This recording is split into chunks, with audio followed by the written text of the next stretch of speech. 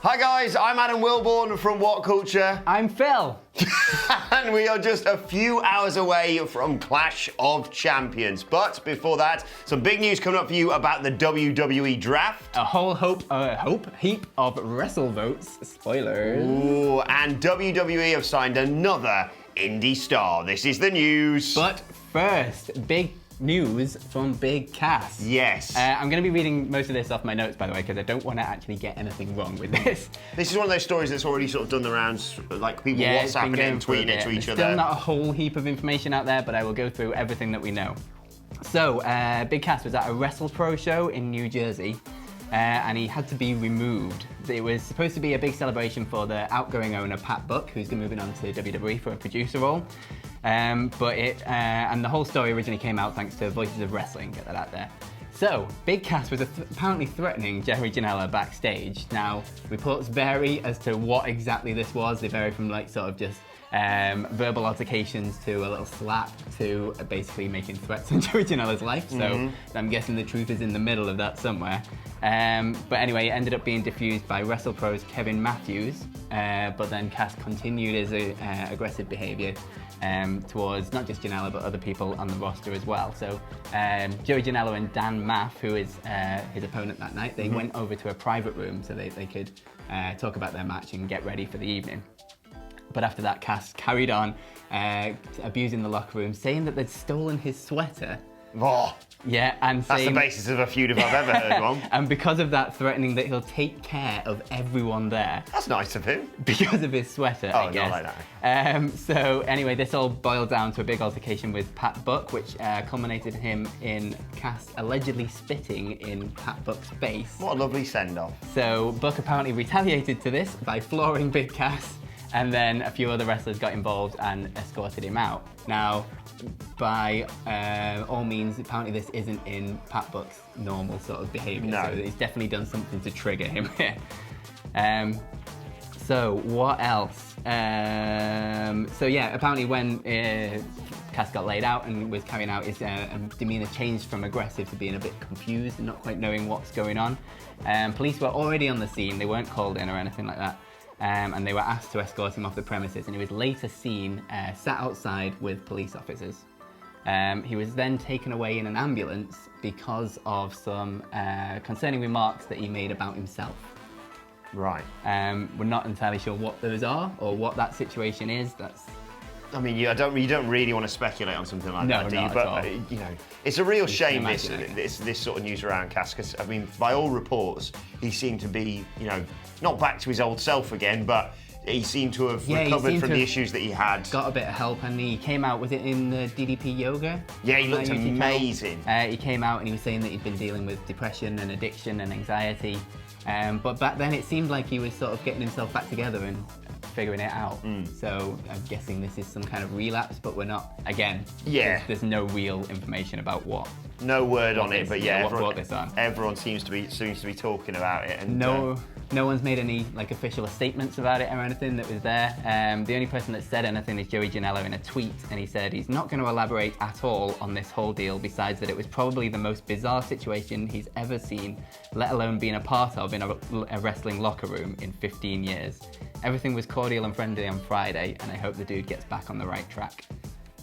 I think, yeah, it's one of those things, isn't it, where we're never probably ever going to find out all the details when it comes to this. You can have reports about what happened backstage, but it sounds like this is possibly more an issue of Big Cass's than an issue of an altercation between two people.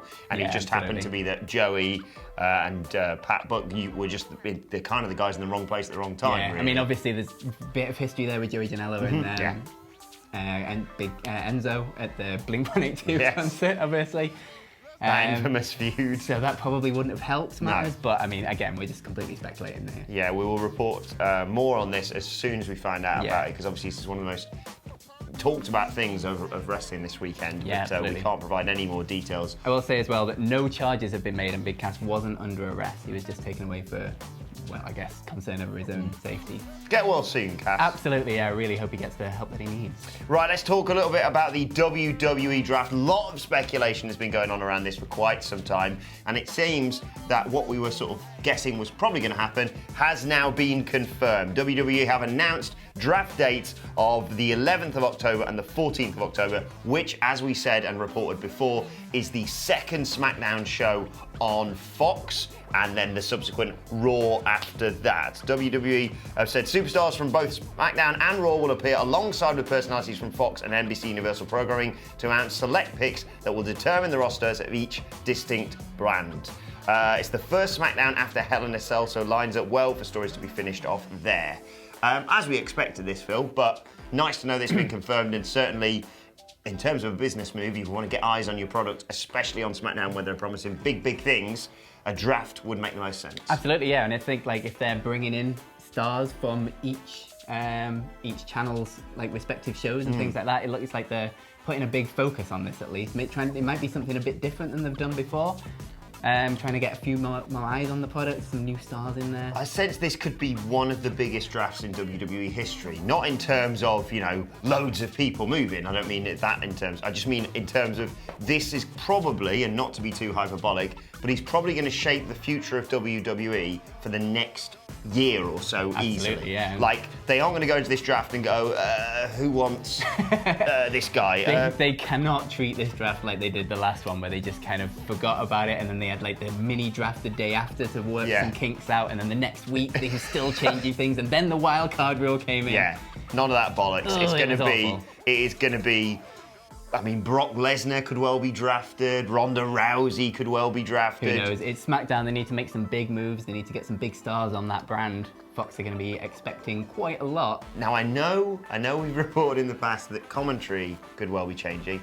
Don't include it as part of the draft. Just start the show and say, really cares about don't say, oh my God, Vic Joseph's been drafted. Like, don't want any of that. But this is going to be huge. And I personally, considering all the nonsense that we've gone through, distinct brands, exciting futures, I can't wait for it. Yeah, I hope it should be a really fun episode of TV as well. If they're treating it a bit more like an actual sports draft, like some of the rumours were, that it could be a new and interesting way of doing it. That could be really entertaining.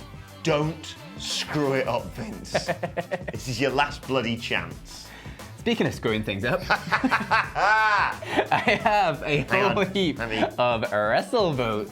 We're doing that because pinch of wrestle votes. It sometimes is a bit nonsense and never true, but... So, they've been at it quite a lot tonight. I've got 3 different rumours for you from them. They sometimes get things right, so... So, I'm going to put them out there and you can tell me what you think. Okay. So, first up, on the main event of Clash of Champions. Right, okay. Seth Rollins, Braun Strowman, obviously we know all about Universal Champion. As of yesterday morning in Stamford, this is a tweet that they put out, by the way, the rundown for tonight had Roman Reigns versus Eric Rowan in the main event. Sorry, wait a second. Don't know why. Sorry.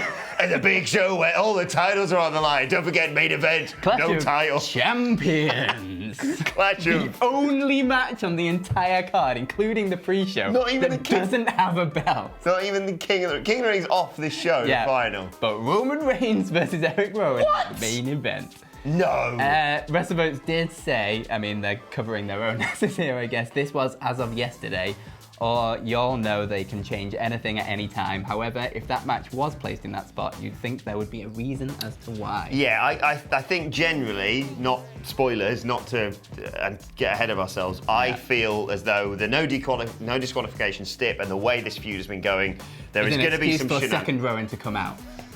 And he's going to be the new big star leading forward on SmackDown. Twin Magic's going to occur in the main event. No, we all know there's going to be some sort of shenanigans tonight, or we anticipate at least. Well, yeah, of course. And the general consensus is that Daniel Bryan is going to come out, get involved, and be like... Is this story really big enough for the main event? No, absolutely not. Clash of Champions. No.